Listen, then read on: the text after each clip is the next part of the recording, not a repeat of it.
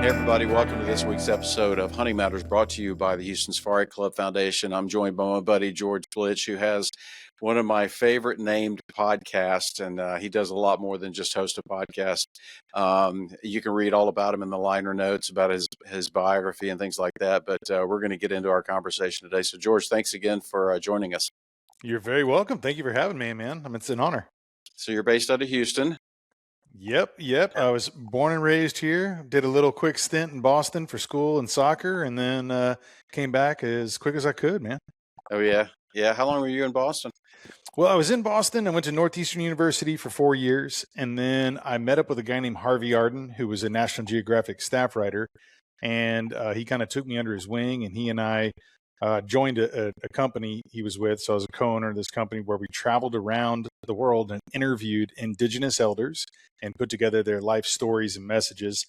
So I did that there in Western Massachusetts, was kind of the home base for about a year and a half, and then came back to Texas. And I'd still work with them for decades to come. But that was kind of, so it was like 4 years in school, and then, a year and a half kind of worked there, and then back here and been here ever since.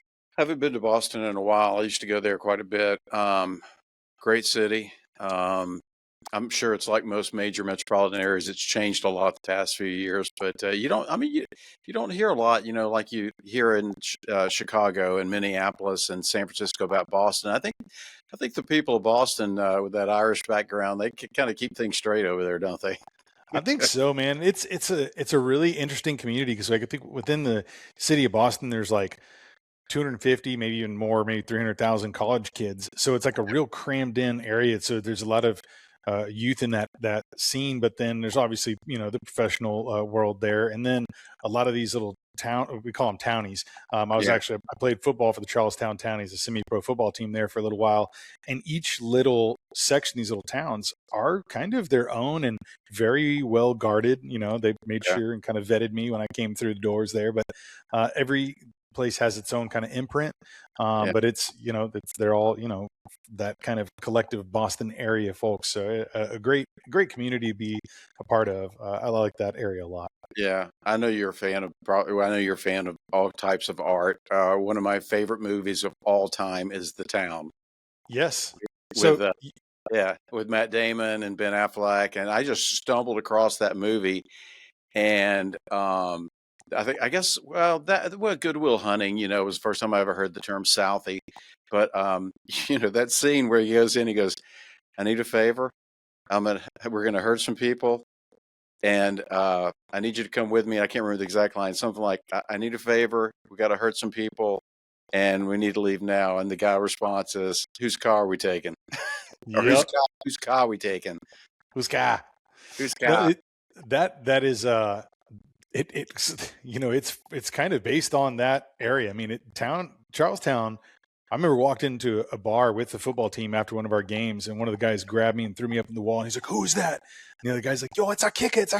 Let him down. And I was like, oh, okay. And they're like, oh, we didn't know who you were. It's okay. We're cool. I got you a beer, man. Come on over to the bar. And I was like, all right, cool. No outsiders allowed. Got it. Okay. Yeah. It's the same way in Grand Isle, Louisiana. I grew up in Louisiana. If you don't want to, the story was you don't want to get caught in Grand Isle after dark. If you're not from there, don't know somebody. That's right. If you know somebody or you're with somebody, maybe you're okay. But yeah, you got to have someone to vouch for you. Yeah. Well, let's talk about you a little bit. You're a fifth generation Texan. You've been, you and your family's been here a long time. You got roots in ranching and the outdoors. Tell us a little bit about your background with the outdoors and with ranching and wildlife and just generally, growing up in the outdoors.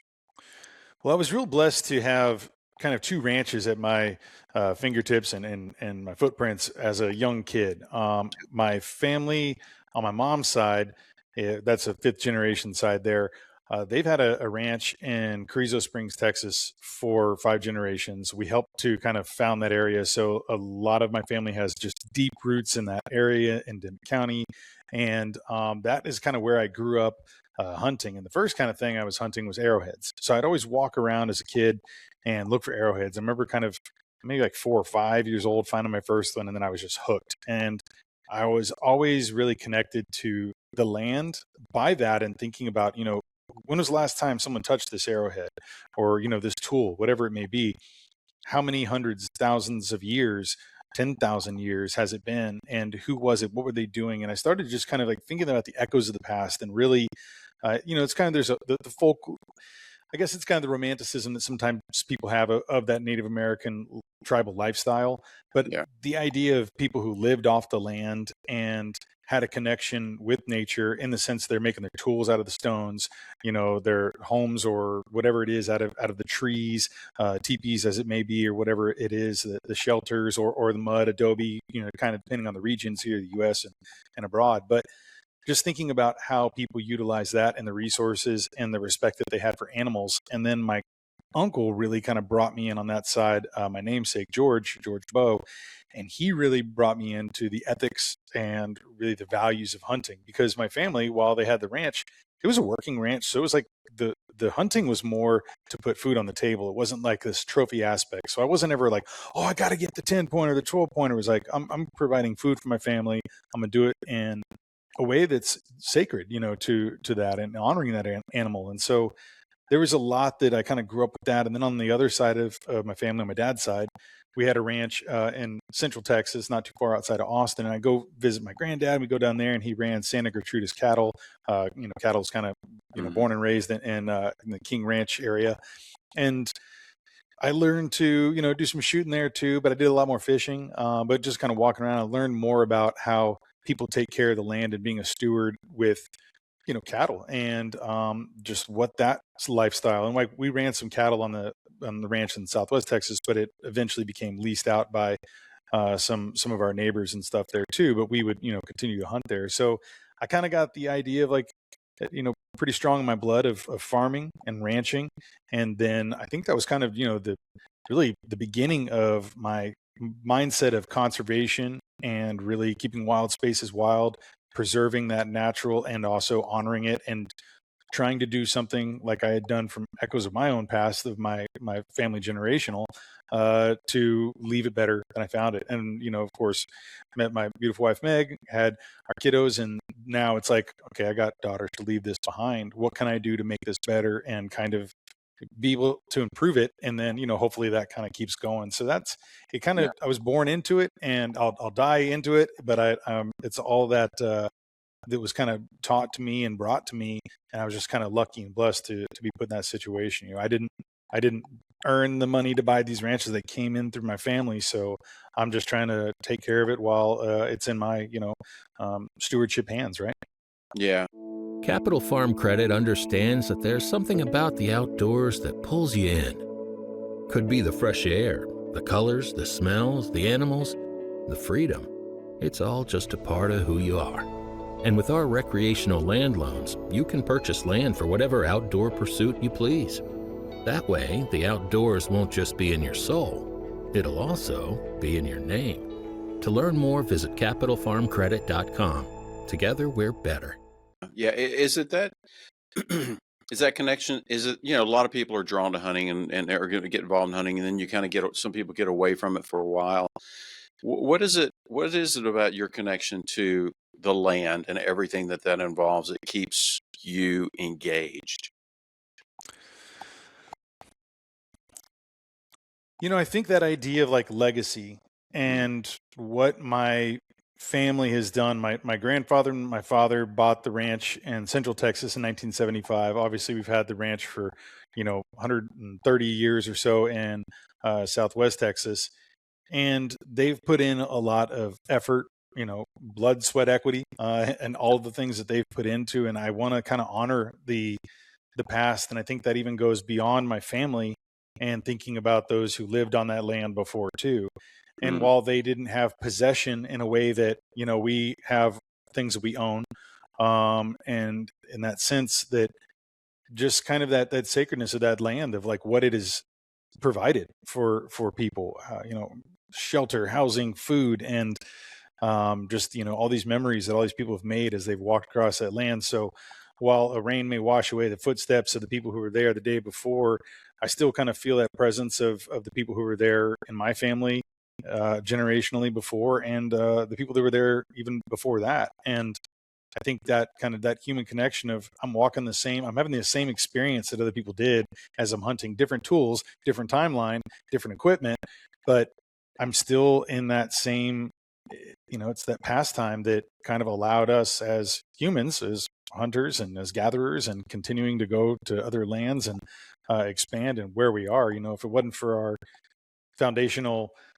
family members who have been able to make it and survive, we wouldn't be here, right? Unless all your family survived up until that point, right? But if they didn't do what they did to bring that land under their caretaking, then I wouldn't be here. So there's like just that legacy and kind of a sacredness to it that I think really connects me to it.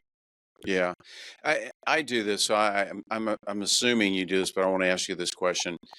A lot of times when I'm out, whether I'm hunting or just scouting or just walking through the woods, whether I'm in the hill country, South Texas, whatever, especially in the hill country, for some reason, I have an affinity for the Texas hill country, and it's some sort of innate connection there. I didn't grow up there, I grew up in Louisiana, but every time I go there, I just feel at peace.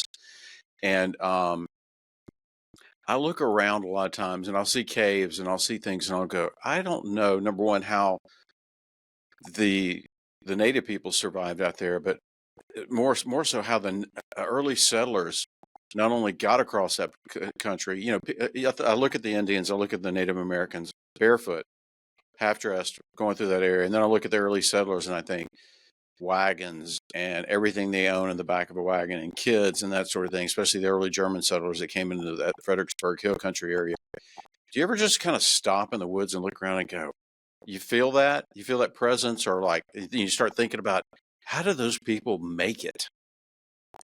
Absolutely. I mean, I've done a lot of studying of just Texas history and just history in general, but like Empire of the Summer Moon is one where they talk about the Comanches and like and a lot of it kind of takes place in Texas and land that I've walked or traveled upon, and as we all have here in Texas, there's a lot of history that's underneath our feet. But thinking about, okay, when you have the Native American Indians who lived around these areas or traveled through here, they have generations and generations of knowledge that has been passed on. Their oral histories of that land, or, this is a really good plant medicine for this. This is great. The people who are coming through there for the first time, and then also having that conflict of being up against the Native American tribes that they encountered along the way. I don't understand how that was, and I've seen so many different shows depicting it, maybe kind of 1883 and some other ones that like kind of give you a visualization, but the hardships and how hard and tough these people would have been. I mean, we have all the gadgetry and all the technology and all the benefits, and you can go back to the camp and turn on your AC or the heat, and it's like you're sheltered by the elements at your camp house or wherever you may be. And there are people who obviously do in the West and stuff, kind of bigger outdoor trips, but in Texas, most of the time, most of my friends have a place to stay. And I think about that, and it's just the idea of how tough those people were that came through that. And I'm fascinated by early Texas history. And that's something that, yes, I do think about anytime I travel any place, try to figure out, what was kind of a historical significant thing that happened here, maybe turn of the century, 1900, and kind of like, what was it like for the people coming through here, or even 100 years previous? And what was that way of life? Because it's a night and day difference to what we experience now. Hunting Matters is presented by Copandero Indoor Archery Pistol and Rifle Range, your premier indoor archery pistol and rifle shooting destination. Located in Oak Ridge North, right next to the Woodlands, Copandero offers 2 25-yard pistol ranges, a 100-yard rifle range, and a 25-yard archery range. Whether you're honing your skills or just starting, Copandero has everything you need, including rentals, classes, a retail store, an in-house cafe, and a VIP lounge. Join Copandero today for an unmatched shooting experience. To learn more, go to copandero.com. Yeah, I think you and I talked about this in other conversations. One of my favorite books ever written was Boy Captives, written about the Smith brothers, and there's been other books written about these kids that were kidnapped from mostly German settlers, and when they tried to reacclimate them to the white way of life after the army came into that area and started saying, "Oh, that kid, I don't think that kid's an Indian." They started, or the family was like, "This tribe has our kid." They try to get him, and most, if not all, of those kids, they would not assimilate back to the white way of life. They preferred the Indian, Native American way of life, which I always found fascinating. I think it is interesting because I think, sometimes you have a culture shock going or coming either way, right? Like, we just mentioned earlier, like Tyler Sharp from Modern Huntsman. I had a conversation with him and had him on my show, on my podcast, and he was talking about how he went to Tanzania, and like when he came back, it was very, very difficult for him to acclimate. And I think if you spend a lot of time in other cultures, especially indigenous cultures, Native American in our areas here, but really spending time in that way of life. And I did that too when I would travel around. I'd go down to the Huasteca Mountains in Mexico and spend time with some of the Indians there and South Americans. And it would be it would take me a week or two to kind of get my feet back in kind of the modern world here, because it was a lot different when you're, kind of sleeping under the stars and talking to these people. It's just conversational, right? It wasn't like people were working all day, maybe for preparing meals or whatever it may be, if there's a ceremony or something. But yeah, man, it's definitely something you kind of keep hearing that same thing as those people that they wanted to go back, and some, I think it was, like kind of the Quanah Parker story and stuff there too, about like, wanting to kind of escape, even I think it was his mother was wanting to go back, and they're trying to, keep her there with her family, if I remember correctly on that one. But yeah, it was, I can understand it. I can understand. Yeah, you read about those stories, and you hear that their way of life was so hard that, I mean, kids were basically, if you were walking, you were working, and they're like, well, wait a minute, that culture shock initially, but then just imagine being a kid. I'm either laboring all day under my parents, or I'm riding horses and hunting and skinning and doing all these other things. I know which one I'd choose personally. But Yeah, same here. I mean, I don't shy away from hard work, but I can imagine why they would never acclimate back to that type of life. So you are what's the technical term for somebody who, is there a technical term for somebody who hunts for artifacts? I'm sure there is. Yeah. I just say I'm an arrowhead hunter. But yeah, no, I know there is a term. I just can't recall it at the moment. But Yeah. yeah, that's an avid. And I'm at my house now, but normally behind me when I'm in the office and hosting podcasts or as a guest, as you've seen, there's hundreds of arrowheads and artifacts behind me. So yeah, it is my favorite thing to hunt. So do you set up trips to go look for them? I know you look for them anytime you're out, but have you set up trips to go specifically hunting for arrowheads? I have not. Most of the ones that I have found that are in my collection, they've all been surface finds. There's been a couple times when I was like maybe 13 years old with my buddy Rob, and we were like digging a hole for something over at the ranch, and I remember just hitting something and pulling it up, and we found an arrowhead. So I was like, I was a part of one dig, but for the most part, man, they're all kind of surface finds. And there's been a couple of artifacts that I found. I found it was a Spanish coin from 1749, and there was two metal arrow tips. One was whole and one was kind of busted up, like it had hit something that I had found. And so I've kind of marked that spot, and hopefully I can maybe one day go out there and maybe do a professional dig with somebody. But it's an area that I don't go to very often, but I know of it and I want to go back there. But it's just fascinating to me, any of that history that you can find and piece things together. I mean, we find stuff from my family 5 generations ago, and maybe it's a metal forged like hammer, or there's some like tools that have gone through a fire and maybe eventually just kind of come up just like an arrowhead would after some good rains. But the same is like those can be surface, those can be hidden from the surface the next few rains. So sometimes it's just a matter of luck walking across that spot and finding something while it's there. But yeah. I've always thought it'd be fun to do. I see these Texas artifact hunters, they go and dig spots that they knew were big campsites, and they're pulling out these amazing pieces, and it's fascinating to me. And I don't find it like cheating necessarily, but I'm like, I don't know, I just kind of like the surface look. Yeah, I'm kind of the same way. I haven't found a lot of stuff, but the stuff I found has been pretty cool. And I think I told you this also.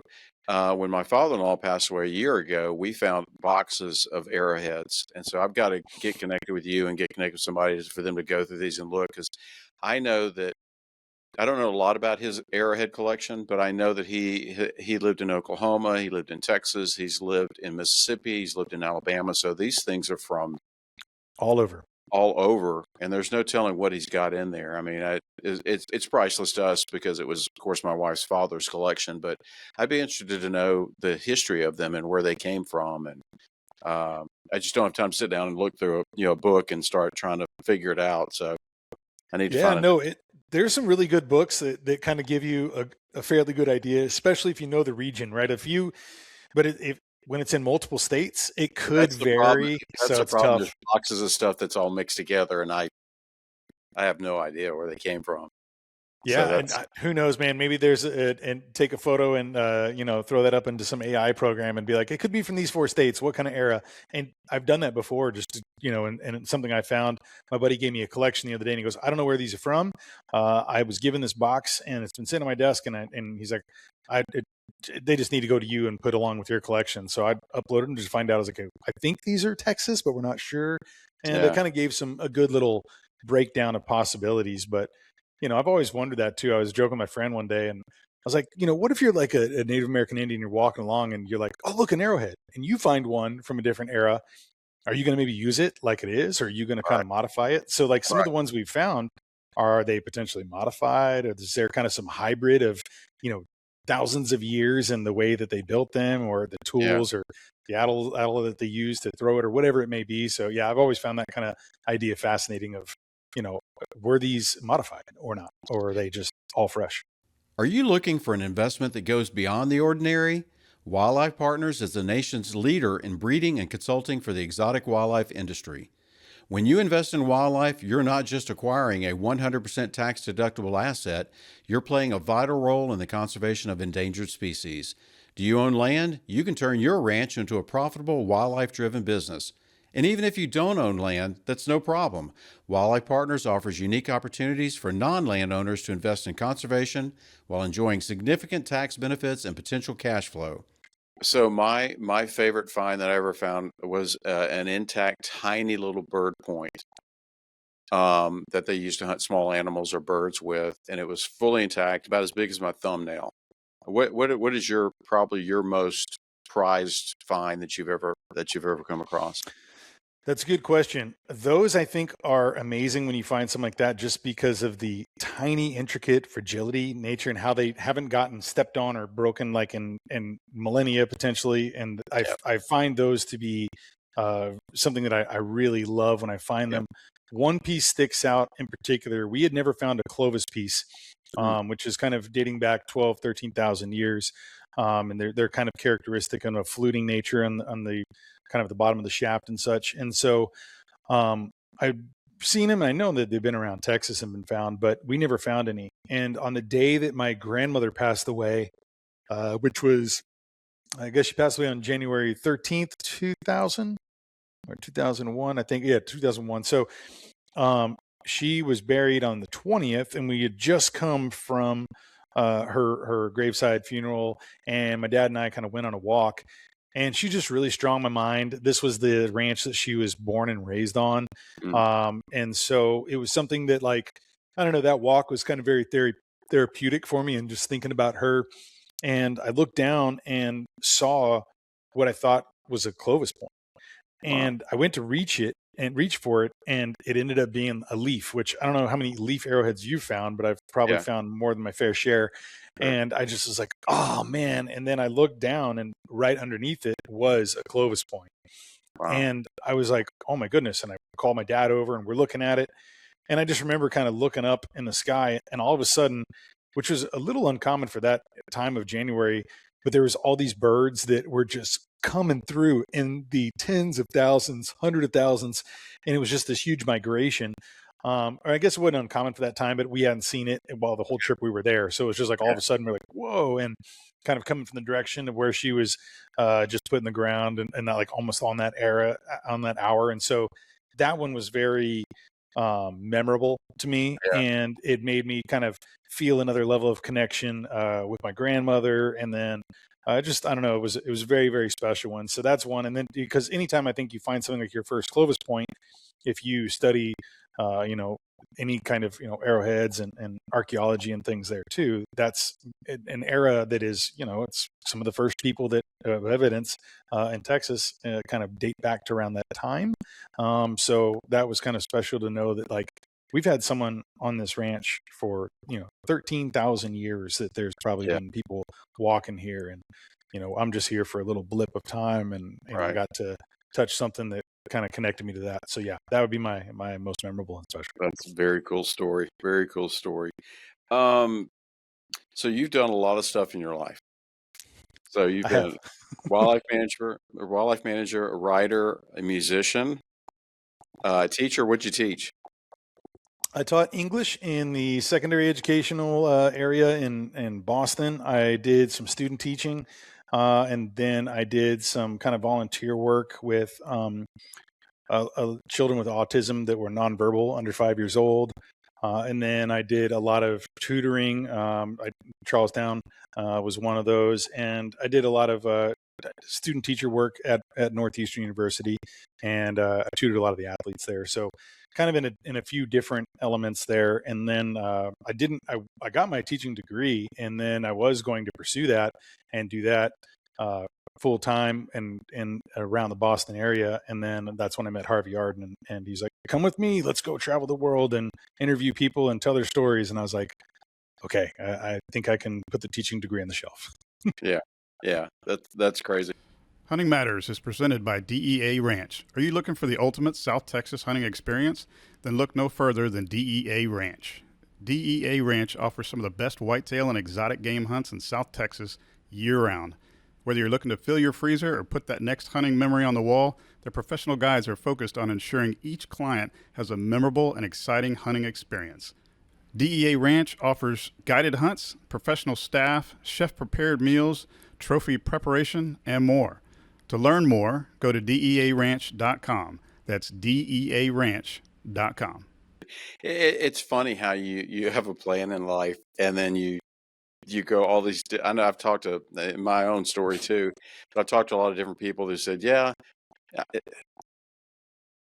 my dad was a doctor. I always knew I was going to be a doctor. I became a doctor. And then that's great.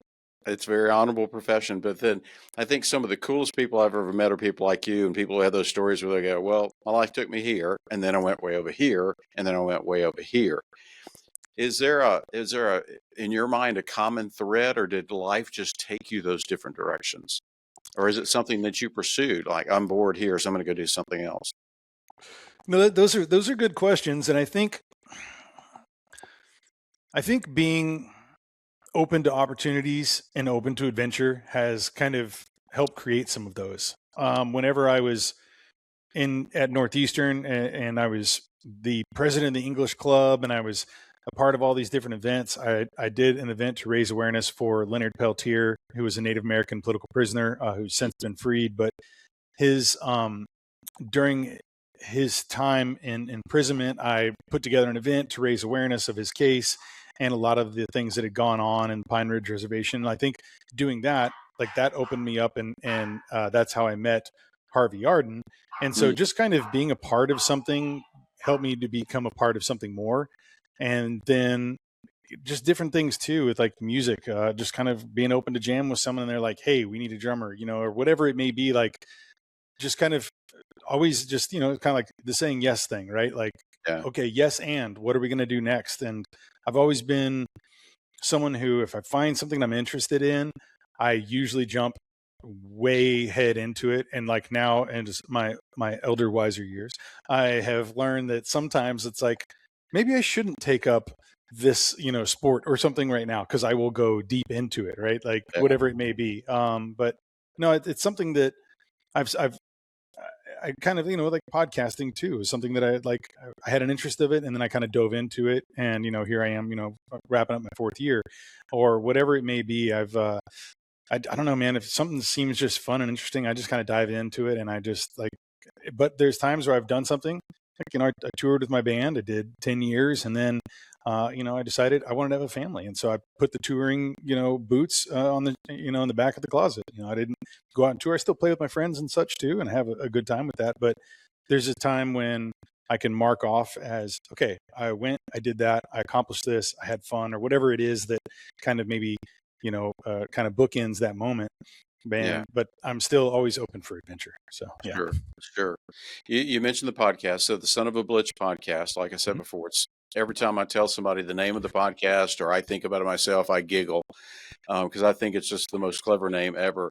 What was it that drew you to start a podcast? Well, I guess it's kind of a twofold thing.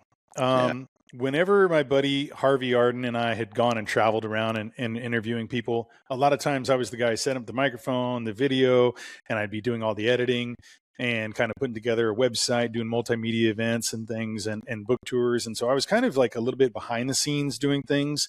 And then over time, Harvey was like, why don't you run this interview?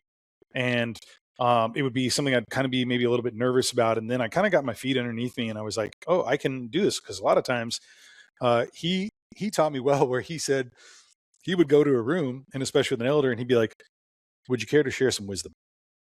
And he would just sit back and he's like, most of the time, all you got to do is listen. And it's amazing what people will share if you give them the space to. And so I kind of, after he passed in, and I think it was 2017, 18, I had this idea of continuing that kind of work and maybe kind of taking that torch on a little bit. Mhm. And then when COVID hit and everyone started using Zoom or whatever, maybe, Riverside or whatever, kind of ways to connect and record, conversations too, it kind of occurred to me that, you know what, I can do these interviews and I don't have to travel all the way across the country, or countries to interview someone if I find them interesting. I Yeah. can go ahead and actually call someone up on a Zoom call and record that. And so that seed was planted with that, but then it took me a little bit of time. I think it was in 2022 that I finally just said, I'm going to get some equipment, good microphone. I've gone through a couple things, find out what's best for me. So I talk a lot with my hands, so I hit the microphone. So now I got a headset, but it's like, I found what was comfortable for me, and that kind of was the idea of just wanting to interview interesting people who are doing interesting things and kind of be a conduit to storytelling. I can tell my own stories, but I wanted to kind of put other people's, or people that I was like, I admire that person, I really like what they have to say, or maybe it's controversial, or maybe it's just something that a different viewpoint, whatever it may be, that has kind of brought me into wanting to have a conversation with somebody. And whether it may be a friend, or if it may be someone who is just maybe in the industry or outside of it. And just, so yeah, it's always been, I love talking to people. I love hearing people's stories, and I like telling stories. So it felt like a perfect medium for that. Yeah. And I like the format because it's long form conversation, which is kind of what we do here too. But are there, when you're looking at who you want to interview or things you want to talk about, are there particular stories that you're more drawn to than others?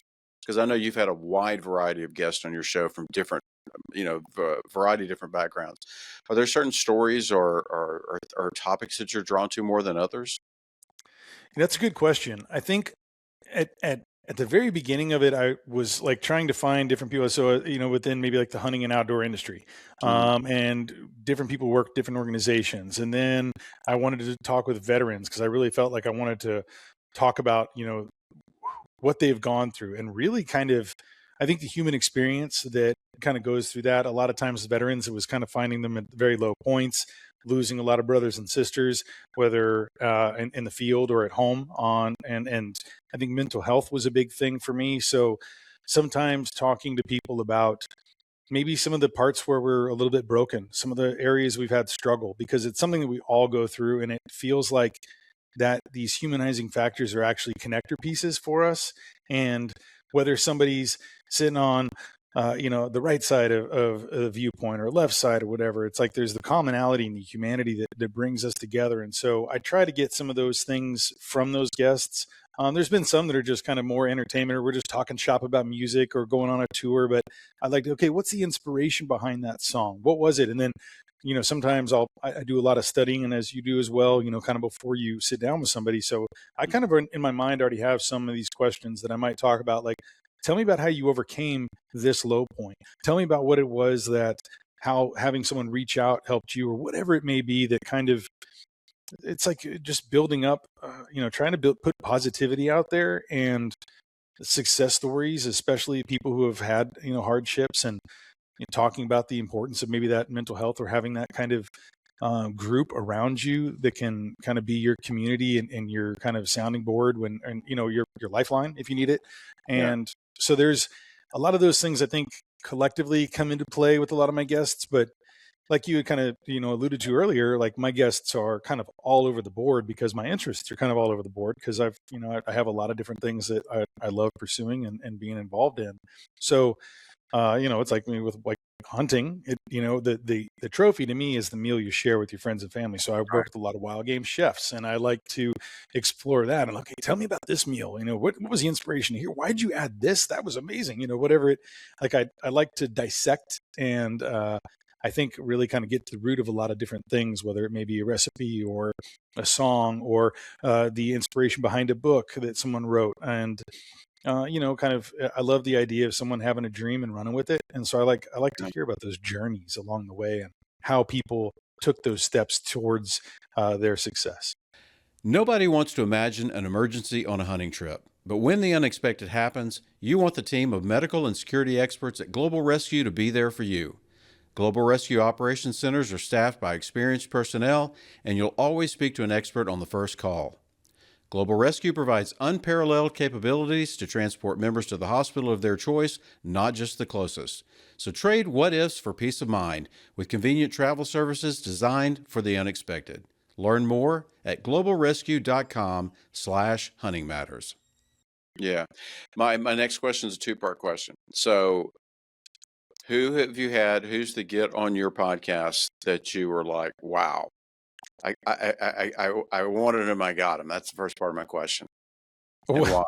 There's a guy named Joe Bitar who I got twice now.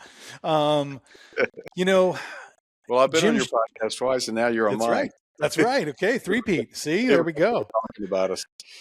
No, I think Jim Shockey was one who was very, very special to me. It's someone who I've always admired and respected in the outdoor industry for multiple reasons. And so I interviewed him about a book that he had written. And that was something that it kind of spawned into a really cool, friendship. I'm not like, super close friends to him, but, we'll text each other here and there. And I got to go and meet him in person. We just had a wonderful sit down. And it was after his wife passed, and he was very open about it. And I didn't know if that was something I could talk about, but it felt like very healing and therapeutic to have this part of this conversation. It was heavy, man. It was hard for me to just see him talking about these things and not get super emotional myself. But it was a very powerful meeting and a synergy there that I had with him. And then another one too that was kind of just the fun one was Elon Rubin, who is now the drummer for the Foo Fighters. At the time, he was the drummer for Nine Inch Nails, and so he's supposed to come back on at some point in time. But he ended up getting the gig that I wanted as a little kid. So I wanted to be the drummer of Nirvana first, and then the Foo Fighters. So then I was like, that's as close as I'm going to get is interviewing him. But and just realizing that all these people too, as famous as they may be, I've always just treated them as another person because that's what they are. And it's finding the human connection and just realizing I just had a really great conversation with these people who really opened up and talked about some of their struggles or whatever it may be. Like they were very real, and it was a no BS conversation. So those two were two that were pretty memorable to me. Well, the next time the Foo Fighters come near us, you and I are going. Yes, because absolutely. I discovered them. I knew Nirvana growing up and everything, but I discovered the Foo Fighters and started my appreciation of them kind of later in life. But I went to one of their shows, and I was like, anytime they come near, I'm going. I mean, man, they're incredible live. So they're incredible live. They play everything, and I'm so sad that Taylor's not there anymore. What a loss of a talent. But when Dave Grohl got out on stage and said, I hope you guys aren't going to get tired easily. And I know we have they played in the Woodlands. And they were like, I know we got a 10:30, 11 o'clock sound curfew, but did you go to that show? Yes. I was there with you. Yeah. And he's like, I can't repeat exactly what he said. Yes. He basically said, forget that time frame. Right. He goes, we're going to be rocking your head off basically for your face off for the next 4 hours. So man, I got a cool story about him if we got time to share. Sure. It was, I think it was December 9th, 1993. Nirvana was playing in the Astro Arena. So the Astrodome's little side thing, you know, now we have the NRG Stadium, but they played. And at the very end of the show, I'm this 14-year-old kid at that point in time, moving towards 15. And I love to collect guitar picks, drumsticks, some memento with the band, you know, something to mark that show. So I'm like, you know, Kurt, throw a guitar pick out. And he kind of looked and nodded, and he grabbed his guitar pick that he played with the whole, you know, time. And he put it in his pocket and started to walk off stage. And one of the sound guys comes over to shut off his mic. It's a lot of feedback. And I was like, throw a pick, because they were like on the mic stand. And he throws it out, hits my hand because I'm at the very front, falls down on the ground, and I go to grab it. And all of a sudden, this guy hits me with his elbow in my forehead, a grown man. Oh, wow. I kind of fall down on the ground. Next thing I know, HPD, Houston Police Department, is grabbing me and this other guy, and they're pulling me onto the side of the stage. And in all this commotion, it caught Kurt and Dave Grohl's attention. And so they kind of came over to check on me, and they're like, do you want to press charges? Are your parents here? And like, my dad's here. I don't know where he is. And so they ended up taking the guy in for the night. I don't know what they charged him with, you know, probably assault of something, but they ended up taking him away. And then Kurt went and got the guitar pick out of his pocket that he had played the whole gig with, and gave it to his sound man over there's like a little fencing area to give to me. And then David's like, hold on, man, hold on. He went backstage and got a bunch of these, like, there's like the photocopies of all the backstage passes and where they would let you go. But they went and they're like, you okay? They checked on me, right? And they had done that when there was a girl that was kind of crowd surfing, and they're like, we're going to stop the show if y'all aren't acting right, because some of the guys that down there weren't. And so they really cared about their audience, but I was like, man, they could have just walked backstage and then, you know, they're done with their show, but they took the time. And so I ended up befriending Taylor Hawkins when he was doing his tour, Taylor Hawkins and the Coattail Riders, and hanging out with him. And nobody followed them. And it was like all the guys in the bands, like, this is the bassist for Jane's Addiction, and it was like the backup guitarist for Smashing Pumpkins, like the Coattail Riders. You know, it's like not the main guys, but it was like the all-star of who's who that you don't really know in the band sometimes. And Taylor would play drums and sing. And I mean, we were there in Beaumont, and there was 17 people at the show, and I think maybe 10 of them were list regulars. And we ended up hanging out with those guys all night, and just the sweetest guy. Taylor was just such a great guy. And, you know, just all of that. So that connection to that band spans many decades for me, and realizing just how, you know, they are just really good guys. And so, or at least have been in those experiences I had with them. Right. That's cool that you got to hang out with him. I've always been a huge admirer of his, and for any of you guys who are music nuts like we are, you know, it's hard to imagine him going from you know, I can imagine it, from Alanis Morissette to Foo Fighters, but you know, it just I saw him live with Alanis too, and I was like, this guy feels like he does not belong here. He was like the greater than the sums of the party. He was just like, right. And then he finally got he had to kind of work his way into getting in the Foo Fighters, but it was like that, you know, their win. And then, you know, they've had some good ones since. Elon is just doing a bang up job right now.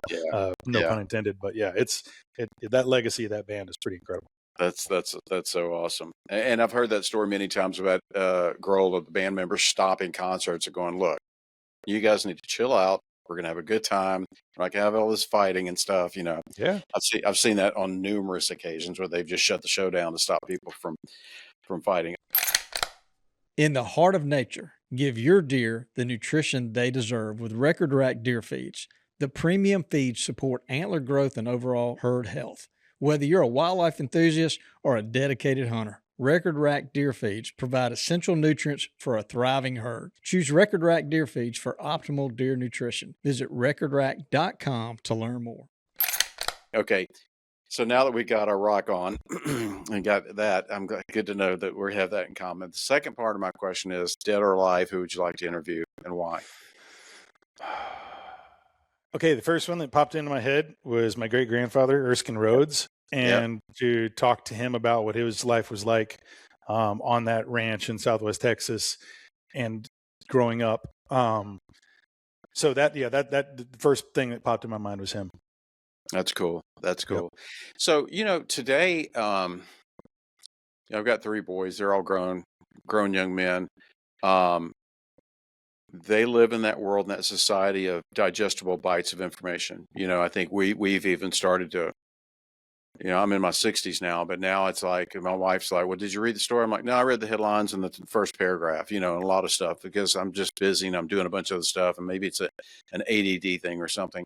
But the long there's a dichotomy in our world right now where you've got those people, they just want those, just feed me little things I can digest mentally in 3 minutes or less. But then there's such the popularity of the long form conversation podcast where you actually, I listen to them religiously all day long. I drive an hour to work. I drive an hour from work. So what else am I going to do? Pick my nose. And, I listen to podcasts. I listen to Christian podcasts. I listen to musician podcasts. I listen to, what's the new one with the guy from, it's not new. It's only been around, the Smashing Pumpkins, Oh founders. yeah. Billy Corgan. Yep. Billy Corgan's got a podcast where he's interviewing Ann Wilson and all these other people and all these unknown people that, the lead guitarist, the Living Color and stuff like that. So I love podcasts.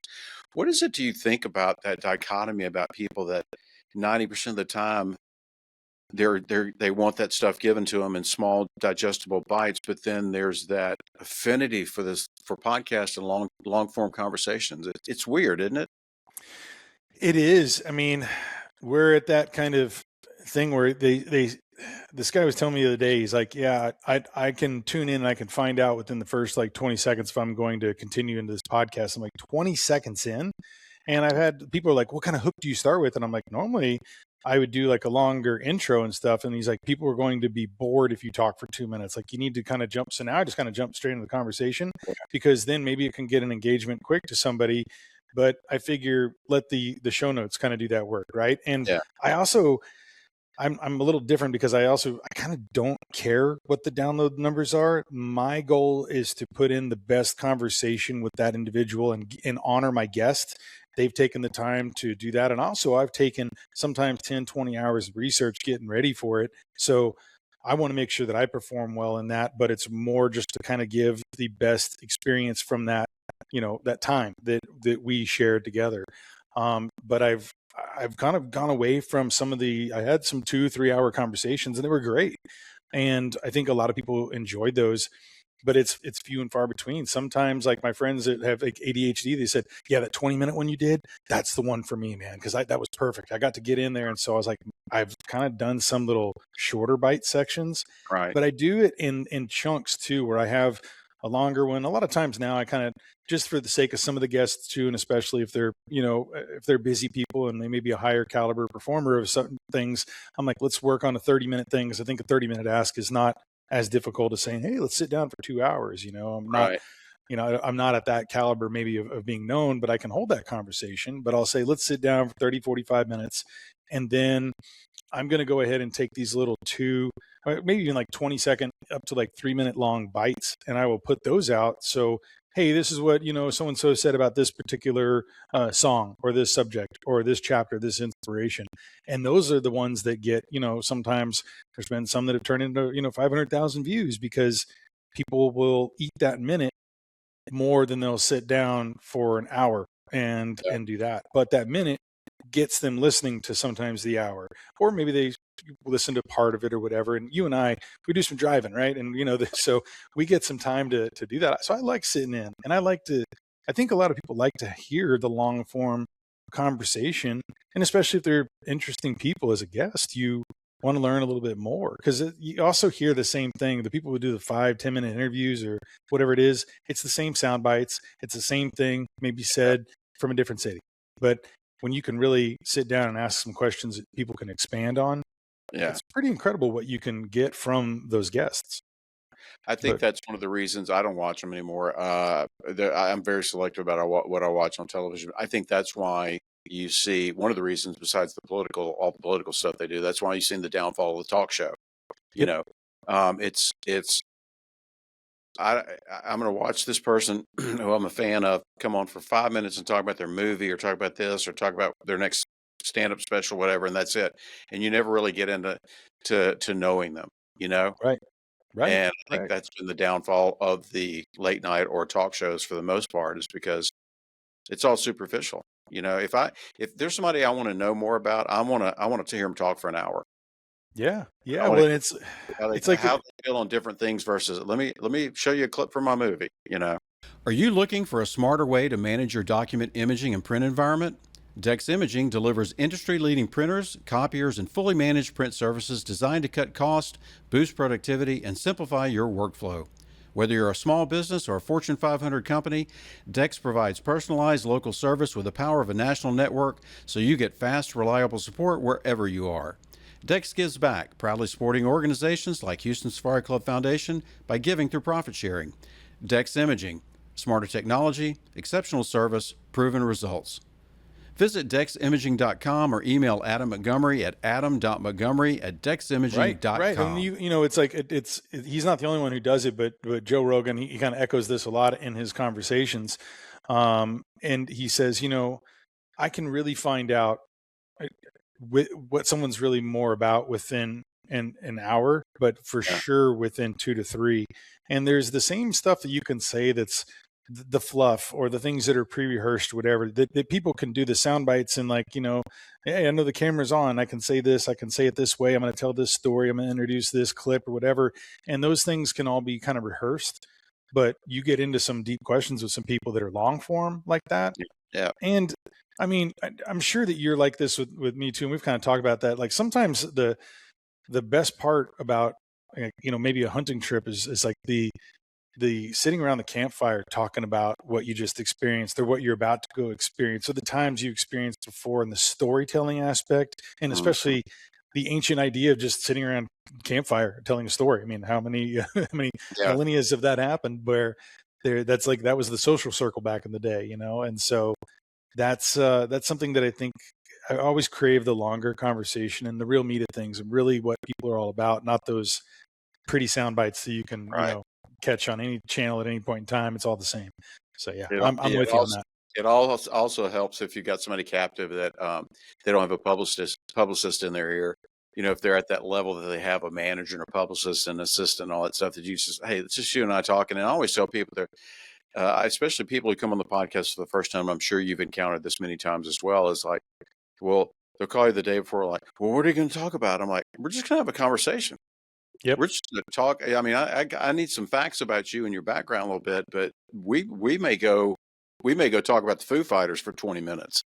I mean, it's just going to go where it goes. And that's some of my favorite podcasts, are things that just organically go different directions. And, so that's, you and I have that in common. Now, I do want to talk about some other things that you're involved with as well before we wrap up. So you do a lot of different things. You've got a business called Map My Ranch and American-made maps. Tell us all about that. What is that? Well, about 20 years ago, my buddy Colin Williams, one of my lifelong best friends, came out to my family ranch in Central Texas, and we were going around he had like a high-end GPS unit. I mean, it was like a $5,000 piece of machinery, state of the art, which is probably the thing that you can find on eBay for like a quarter now or something. But at the time, it was the best technology to really be able to pinpoint stuff. So we went around to where all the deer blinds were and where all the feeders were, or the special spots look over, game trail cameras that we saw a lot of action. And we were marking down these spots so that we could make a map. And so we made this map with all these different icons and lines and trails and things. And then we printed it out, and I remember showing it to some people and showed it to one of our buddies, Bob Leard. And he's like, man, you should map my ranch. And I showed it to another friend of mine. You should map my ranch. And after we heard that about 3 or 4 times, Colin and I were like, you know what? There may be a business to this. Yeah. And so we started creating custom maps, and, we were printing them on, at the time, just kind of like whether it was like vinyl or really nice paper. And then we've since done, it's kind of like Tyvek. We call it waterproof. So it's water resistant, tear resistant, but it's really great. It folds and the color stays. It's like a matte finish, so it really looks good on the wall. Or you can fold it up in your back pocket, and they've really stood the test of time. I've had one for like 12 years that I just keep abusing, but it works real well. And so we kind of have expanded, and we started doing a lot of partnerships with a bunch of different people. And we give maps away for like fundraising efforts for a lot of different conservational agencies, whether it's Texas Wildlife Association, Texas Trophy Hunter, Meat Eater, Sharing the Land with our friend Doug Duran, who runs that. And so we'd make maps for his landowners. But we've kind of expanded and done just a lot of different work in that avenue. Right now we're super, super busy. So we kind of slow down. We don't do the custom ones with like all the different icons, because we've done some ranches that are like 100,000 plus acres, and they may have, whatever it is, if it's ponds or oil wells or, feeders, and just, it can get pretty intricate. We're going to get, hundreds of labels and things. Those are real time consuming. And so we're just doing kind of boundary maps right now, just the boundary of the property. And we have the highest grade aerial imagery that we can find. Sometimes we'll go satellite if there may be something, someone's like, hey, I dug a pond last week, I need to get an image. Well, aerial is usually 6 months to a year, getting in there, being able to get those available. But we have a flight team that we work with too. So in certain areas, we'll have them fly out in Texas and take photos and stuff too. But the aerial imagery is really higher quality that we use. And so we've been doing that for like 20 years now. It's been something that's completely on the side. I've got my 9 to 5, and so does Colin. But we've been doing this. We just love. And my favorite thing as a little kid was mapping out where I found all my arrowheads. So I'd be bored in class, and it's like I would just kind of map out. I found this one here. And so maps are kind of it's something that I've always been drawn to. So it was kind of interesting when it finally came to where we were making them, and it's really fun to sit around a map and near a ranch or any kind of land, a state park, a national park, and think about where you're going to go and the trail. And it's kind of like the beginning onset of the next big adventure. And so I think it's it's kind of like the fireside chat, man. It's a communal gathering, whether it's the map of wherever you're going to go, or even we do coastal maps too. So a little bit of everything. It doesn't have to be hunting related. It can be anything. It's just an outdoor map. We create them. Gunworks just launched a new rifle system. It's called Index. It's sized for adventure and engineered for extremes. With barrel lengths as short as 16 inches and a folding stock that collapses to an ultra-short profile, the Gunworks Index fits nicely in a UTV, a float plane, or across the seat of your truck without sacrificing accuracy. The Index features a built-in ARCA and pick rail for use on tripod or bipod, and a night vision rail to ensure you're ready for any scenario. The Gunworks Index delivers magnum capability in the most compact chassis rifle system on the market. Visit gunworks.com to learn more. Let's go. And you work with landowners and ranchers and all people from all walks of life? Yep. And we do. We've done some stuff too where it's like, golf courses, vineyards. It's everything. But most of the time it's, you get, someone who has a property, or they're gifting a map for someone who owns a property they've been on or whatever. And they just want to be able to kind of see the land that they have. And, we can do historical ones too. So we can get maps that were, from aerial images 10 years ago, and kind of put them side by side and see the development of a property that people have had. But a lot of times, and like in big ranches too, that run cattle, whatever, they have a lot of different pastures. So they'll label the pastures and, hey, we're going to go here. And so you can do we'll do a laminated, it's like a scribe laminate, so you can use like dry erase markers or stickers on it and stuff. And so a lot of people will just kind of draw, hey, we're going to go and grab the cattle or the bison on this pasture, we're going to go to this. So they'll use it as a utility when they're working the land. Or people who are replanting native grasses and they want to knock down a bunch of mesquite, want to plant something to kind of go back to what this land used to be. And so it depends on the form and function, but it's a little bit of everything. I think the majority of them are landowners, and that's why we created American-made maps, which we're doing the same thing. But when people heard Map My Ranch, like, oh, you guys map ranches, and it's like, no, we do everything. We do lakes, we do fly fishing areas, so American-made maps was more of a kind of like, hey, we do it all, and we're doing it here, and we're creating the jobs within this area, and kind of American-made, right? So I think that was kind of our attempt to let people know we do it all. So where can people find your website? What's the URL? Thanks for asking. So mapmyranch.com and then americanmademaps.com. Easy enough. I've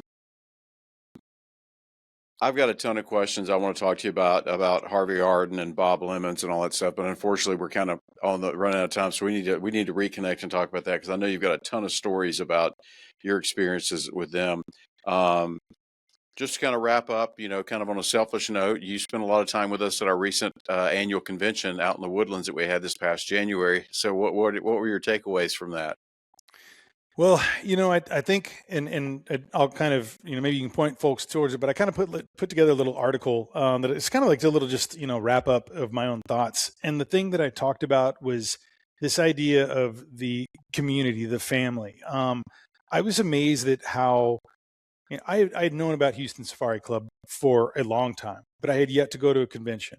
And I've met some people who've been a part of it, and I always had, heard great things. But when I went to the convention, I got to see how everyone is just excited to see each other, and you're kind of walking in a land that you're familiar with people who are kind of, there's conservationists, there's hunters, but there's people who just, there's a community aspect that was really just, I don't know, man, it was a little more than I had expected. And I didn't have low expectations, but I just walked away feeling very happy and fulfilled at getting to meet so many great people and have just such a great group of folks who are trying to raise money for the wonderful things that you guys do as a foundation, man, and all the things that you guys do and give back. To be a part of that community it just felt very special. It was an honor, man, to be able to work with you guys, to get to know everyone a little bit more, and to just kind of see what the convention was all about and be on the floor, man. It was very exciting for me. This episode of the Hunting Matters podcast is brought to you by B&B Taxidermy. Since 1983, the Baird family at B&B Taxidermy have been the premier experts in trophy mounts. Whether it's African, North American, global, or exotic, B&B Taxidermy will provide design, artistry, and attention to detail that you won't find anywhere else. B&B Taxidermy can also design and decorate your trophy room, showcase, or office with custom dioramas built to suit your space. Check out their showroom of exotic trophies on Jones Road in Houston, or visit their website at bbtaxidermy.com. B&B Taxidermy, proud supporters of the Hunting Matters podcast and Houston Safari Club Foundation. Yeah, we enjoyed having you there and appreciated you being there. That's one thing I tell people. It's like, oh, it's a convention. Yeah, it's a convention, and we're raising money for all of our mission outreach programs and things like that. But it's really we're not so big that it's. I always tell people it's like a family reunion, because some of these people don't see each other but once a year, and you'll see them hugging each other and, hey, how you doing? Catching up. Hadn't seen you in forever. Whatever. Whether it's seeing old friends or seeing an outfitter that they've hunted with in the past or whatever. That's one thing that I think that still kind of makes it an intimate affair, if you will. Even though we have over 200 exhibitors, it's still all in one place, and everybody gets to catch up and see each other and reconnect every year. So that's one of the things I really enjoy about it. Yeah, no, man, it's great. I highly encourage everyone, if you haven't gone there, you need to go to the convention and become a member. Houston Safari Club Foundation. There's a lot of benefits, and you guys are doing stuff like every single month. It's like there's always something fun going on. So, you get a chance to kind of keep that community vibe going on an ongoing basis, which I really appreciate. Yeah, we just did a pheasant shoot last week, and the next 2 weekends I'm going to be hosting turkey hunts. So nice. Turkey season. It's here. Yeah. Can't wait. Yeah, you're a big turkey hunter? I do, man. It's one of my favorite things to hunt too. I think I'd killed about 12 turkeys in my life before I ever went turkey hunting. And I just say that because I'd be around the property and I'd see some turkeys, and I'd kind of luck my way into getting a shot. But then I started calling about 3 years ago and really learning of the nuances of turkey hunting. Yeah. And when they're drumming, you hear the up close. And I was like, oh, okay. I get it now. I get it. And, the king of the spring, man, and how many times they've outsmarted me or I've outdone myself, whatever it may be, the combination thereof. There's something special about turkey hunting. I really love it. And now that I got the turkey book, Jesse Griffith's my buddy, put together an amazing book. So I'm going through the recipes each year as I can, and those are just phenomenal. So yeah, it's a great wild game meal, great experience. Love it. Yeah, I got addicted to it later in life. I didn't, there weren't no turkeys in Louisiana when I was growing up. So I got introduced to a guy who actually built professional game calls much later in life. And now I find myself, it's one of my favorite hunting seasons. And I don't care if I hunt or not. I mean, last year I took 9 days, and a buddy of mine and we did 3 ranches over 9 days, and we didn't do anything. Just he and I just turkey hunted 3 different places over 9 days straight. And every time a tom walked out, I got excited. I mean, I don't know what it is, but it's gotten inside my blood now, and now I'm addicted to it. So I'll guide, help guide for the next 2 weekends on the 20th and the 27th. We bring in some of our sponsors and corporate partners, and we do that. And I unless I have an opportunity and everybody shoots out, I don't pick up a gun. I just call and just sit there and watch. And most of these guys have never been turkey hunting. I had a guy text me all morning, what kind of mask do I need to get? What kind of shot do I need to get? I have a dove shooting stool. Do I need that? I'm like, no, just get a seat cushion and just cover up in camo. So that's one of my favorite things to do, is take people turkey hunting that have never been before. Well, I think that's one of my favorite things to do these days is to help guide or mentor someone and bring someone new into whatever animal it is they're hunting. Yeah. It's kind of those different phases and stages of a hunter. Well, like I love just kind of give back. I've had people who did that for me. And so it's just kind of full circle there, and seeing the excitement of someone when they down their first bird or their first doe or buck or whatever, pig, it doesn't matter what it is. And that like that's a part, it's an imprint on those things that they will never forget, and then you will never forget being a part of that journey too. So no, I that's very special to me. So yeah, I love that just as much as, probably more than pulling the trigger myself. The Houston Safari Club Foundation is a 501c3 nonprofit organization that supports the future of hunting and conservation. Wildlife and habitat conservation, youth education and outdoor experiences, scholarships, and anti-poaching efforts are just a few of the programs supported by this organization. Monthly events, an annual convention, award-winning publications, networking opportunities, and valuable resources for hunting knowledge are just a few of the benefits of being a member of Houston Safari Club Foundation. If you're searching for a group of people dedicated to protecting the future of hunting, look no further. Join Houston Safari Club Foundation today at wehuntwegive.org or call 713-623-8844. I ruined a guy 2 years ago. He had never been turkey hunting. I took him out. He showed up on Friday. I took him out Friday afternoon. I dropped a decoy in. We had cows come up licking all over the decoys and stuff. I'm like, oh, this is not going to work. So I literally got up and shooed the cows off, went and sat back down, hit the call a couple of times, and it was 4:30. He had a bird on the ground by 4:45. He goes, this turkey hunting thing isn't so hard. And I was like, it never happens like this. But he's addicted to it now too. He's like, man, what do I need to buy? Do I need to get decoys? What kind of calls do you use? Blah, blah, blah. But I said, it never happens like this. It's like taking a 10-year-old and they shoot 175, 175 inch deer the first time. I ruined him, but now he's getting the reality of what it takes to get one in now. So. And then you realize how special those moments are when you do connect. Because I mean, you're not successful every time in turkey season, but it's really special when you do get those. So no, I think it's like you kind of appreciate it more, especially if you have that for the early onset success. Later on, you're like, oh, okay. I kind of skipped a few lessons to get to that, final there, but it's great. Yeah, absolutely. Well, George, it's been an honor and a pleasure to have you on. George Blitch, he's the host of the Son of a Blitch podcast and co-founder of Map My Ranch and American Made Maps. Check out his websites, sonofablitch.com, mapmyranch.com, and americanmademaps.com. George, it's been a fun, and I appreciate you being on, man.